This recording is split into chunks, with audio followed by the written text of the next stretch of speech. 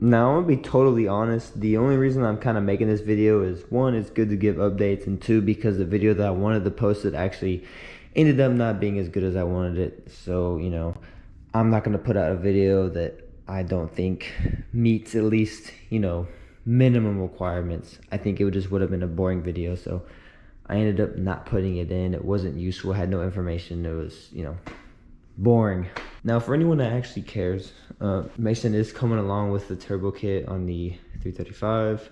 He has his headers torqued down, bolted up. He's got his wastegate and his wastegate piping going down. He started wiring up certain things. He rerouted the wiring behind the fuel rail connections, whatever, I don't know exactly. Seth actually relocated the power steering pump, and he got this on. When I come home from work, Mason should have some of this, the turbo bolted up and shit, and have the motor lowered back down so he can then proceed with the process.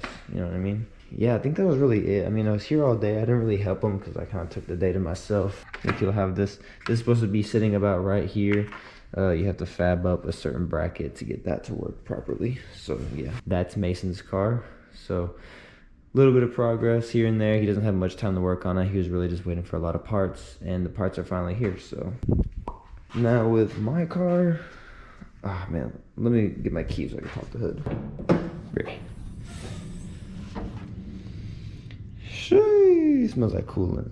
So I've had it ordered for about 2-3 weeks now, but I did end up getting this coolant tank reservoir from genuine SAAB, as well as the strut tower brace. Still waiting on that. I can't honestly tell you what's taking so long. I know they got to weld it up, but other than that, I mean, I'm not hating. I'm not hating it. I understand things take time. I don't really understand what I'm waiting to get made. I feel like, in my personal opinion, I feel like both of those things could have been welded up in like a day or two. You know, unless they're waiting on material, then, you know, I understand it. The next thing being that soon we'll be going to an event, and we'll talk about that in the next video, I'm sure. But I was wanting to have this on before I went to the event, because when I did this, I was actually gonna take all this back out, fix the coolant leak down there, retorque all these bolts, because, you know, I need to retorque the exhaust pieces, whatever, blah blah blah. And I was gonna do that all at once, but if this doesn't get here in time, I'm just gonna have to take all this apart, fix the issues, maybe not do the coolant, just because that'd be just a waste of fucking money at that point. But take all this apart, retorque the bolts, put it all back together, and then when this gets here, fucking redo it all again, I guess, because it's just taking too long to get here. So I want to know that at least, if I can't fix everything, I want to fix at least one thing that doesn't determine, or doesn't, one thing that won't be affected by, you know, the coolant or whatever. You know, just deal with the coolant leak for a little bit longer. It's not that bad. You know, I just fill it up every other weekend, and it's good. This car doesn't get driven enough to really be worried about that. Other than that, this thing has been driving pretty smoothly.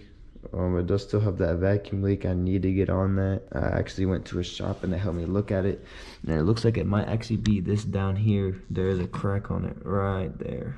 So, you know, he recommended that I just get some like epoxy and kind of cover that gap up.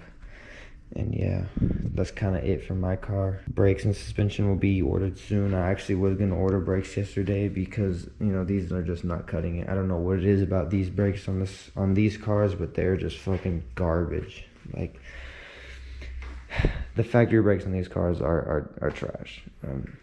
When I did the brake upgrade on the Silver Saab, it was night and day. So I'm gonna do the same or similar brakes on this car. Probably not the same, because the other ones made crazy amount of brake dust. So I think I'm gonna tone it down a little bit, get some better braking power, but, you know, chill out on that fucking brake dust, because my wheels are turning gunmetal gray. But then again, I was dailying the car, so maybe I will just do the same thing. I really wanted to make this video just to get something out there, have an update, and have a video, because trying to stay consistent with content, but when a video doesn't turn out how I want it, I kind of gotta get something else out there. And I know this is like a low effort video, but it's a little update. It wasn't nothing useless.